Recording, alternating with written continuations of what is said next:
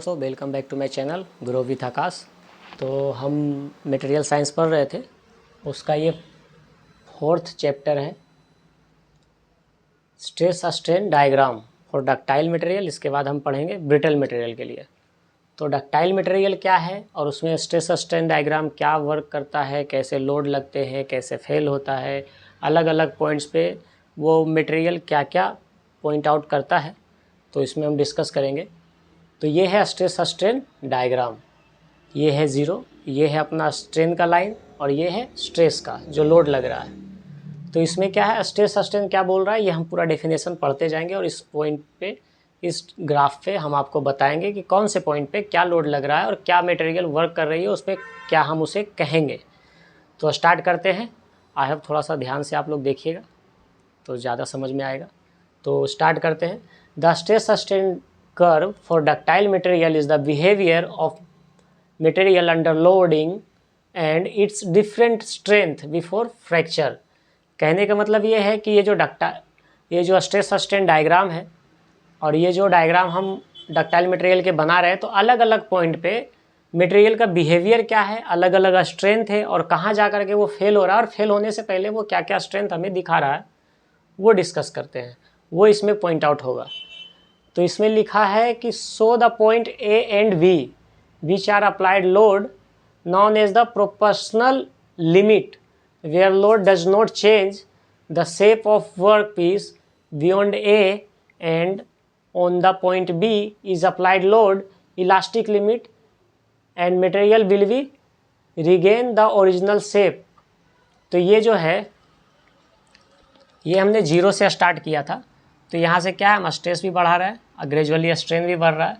तो यह स्ट्रेस बढ़ा और जब हम पॉइंट ए पे आते हैं तो यहाँ तक कुछ चेंजेस नहीं आया है, तो इसको हम बोल दिए पॉइंट ए को प्रोपोर्शनल लिमिट, ए पॉइंट को, क्योंकि यहाँ लिखा हुआ है I so point A which is the applied load applied किए is known as proportional limit where load does not change. यहाँ क्या लोड चेंज नहीं हुआ।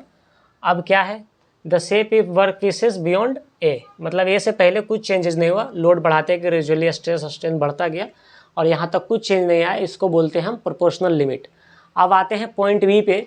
जब पॉइंट बी पे हम लोड अप्लाई कर रहे हैं तो इसमें क्या हो रहा है मटेरियल में, ये रहा पॉइंट बी, ये पॉइंट बी पे मटेरियल में क्या है, इलास्टिक लिमिट दिखा रहा है।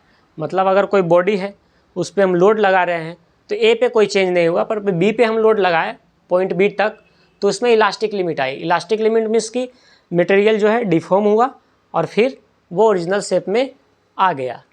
इसीलिए यहाँ लिखा हुआ है apply load is in elastic limit and material will be regain the original shape beyond B, मतलब बी पॉइंट तक। अब आते हैं पॉइंट बी टू सी, ये फेज़ 2 है। ये ए टू बी क्या था, फेज़ 1 था, ये फेज़ 2 है B to C.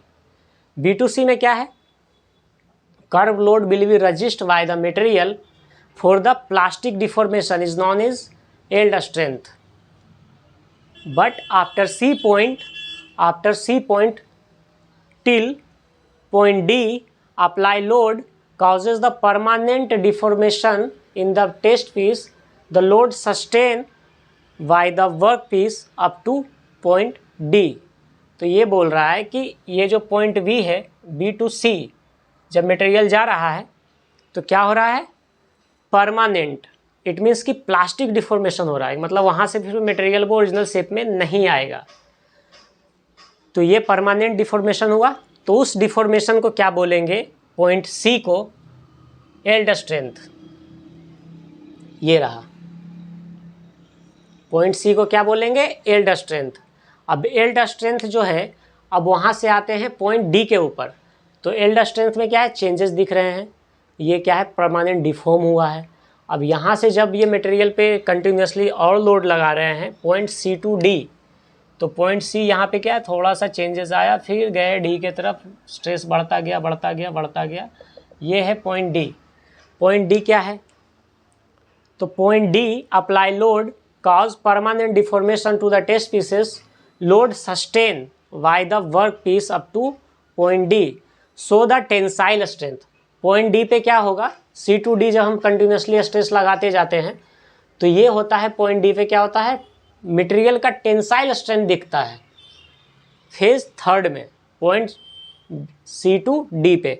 D point पे जब वो परमानेंट डिफॉर्म हो चुका है, प्लास्टिक डिफॉर्मेशन उसमें आ चुकी है, उसके बाद सी के बाद हम जब डी तक उस पर लोड लगाते हैं तो उसमें क्या होता है, उस मटेरियल का टेंसाइल स्ट्रेंथ रिफ्लेक्ट होता है या दिखाता है, ऐसा बोल सकते हैं।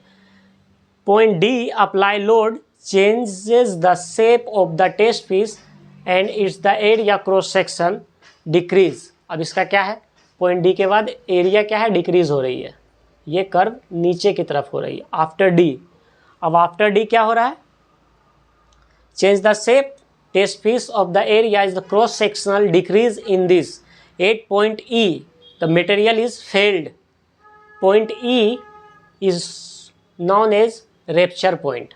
मतलब ये हुआ कि सी टू डी हम लेकर के गए तो डी पे क्या हुआ, टेंसाइल स्ट्रेंथ हमें मिला।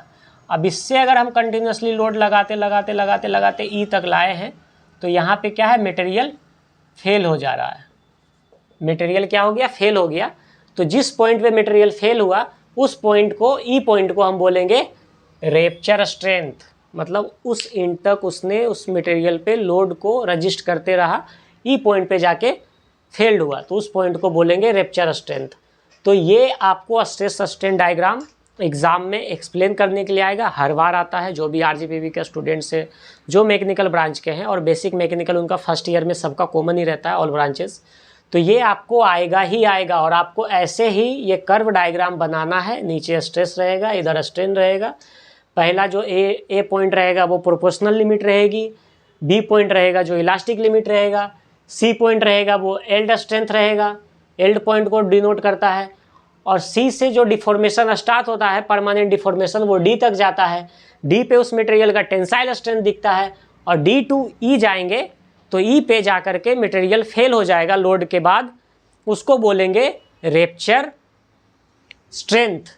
तो ये जो प्रोसेस हो रहा है, जीरो से ए गए, ए से बी गए, बी से सी गए, सी से डी गए, डी से ए गए, जो प्रोसेस हो रहा है और हर पॉइंट पे जो चीज़ें हमें मिल रही है, जो रिफ्लेक्ट हो रहा है, कहीं टेंसाइल स्ट्रेंथ आ रही है, कहीं पे फ्रैक्चर आ रहा है, कहीं पे उसकी लिमिट स्ट्रेंथ आ रही है, कभी इलास्टिक लिमिट आ रही है, कभी एल्ड स्ट्रेंथ आ रहा है, वही आपको एक word to word, point to point, A to B, B to C, C to D, D to E आपको एक्सप्लेन करना है वर्ड्स में, जो इस ग्राफ पे हमें दिखा रहा है। अप्लाई लोड अप्लाई करते हुए जा रहे हैं तो ए पॉइंट पे क्या दिख रहा है वो लिख दिए, बी पॉइंट पे क्या मिला वो लिख दिए, सी पॉइंट पे क्या दिख रहा है वो लिख दिए, वो सब इसमें हमें एक्सप्लेन करना है।